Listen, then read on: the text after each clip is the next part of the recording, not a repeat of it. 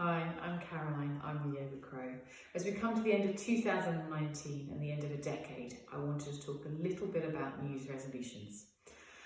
I've never been a huge fan. I think setting a New Year's resolution for myself, trying to transform myself overnight or make a huge difference, has meant I've always set myself up for failure.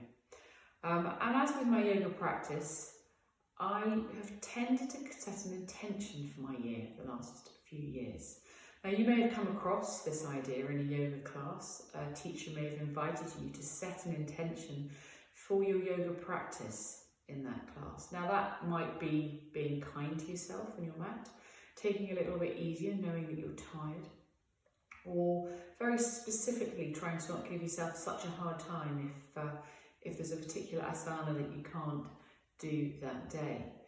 I think setting an intention gives you an aim, it's an objective, something that immediately gives you the possibility of veering off and changing direction. It gives you permission to change direction because it's not set in stone. And with this in mind, I'd like to invite you to set an intention for 2020. I often go back to the Yoga Sutras by Patanjali, one of the yoga philosophy books, and look at the niyamas and yamas for guidance here.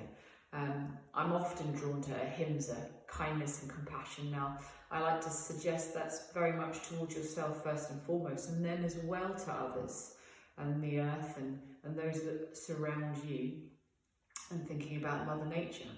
One of the niyamas, brahmacharya, I'm often drawn to.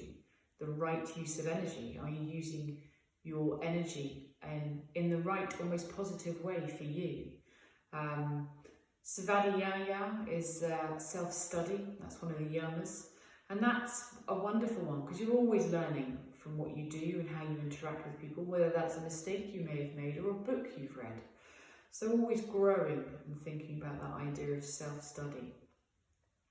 Aparigraha is something I maybe need to work on.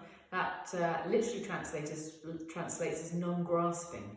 And I like the idea of this because I'm a bit of a hoarder and I probably need to have a little bit of a clear out this year. So that's one of my intentions, working on aparigraha.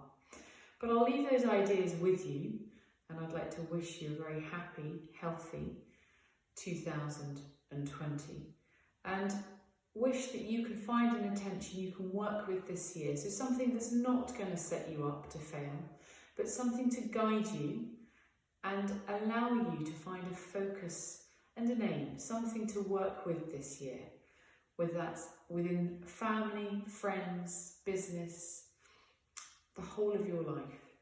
And may that help and work for you.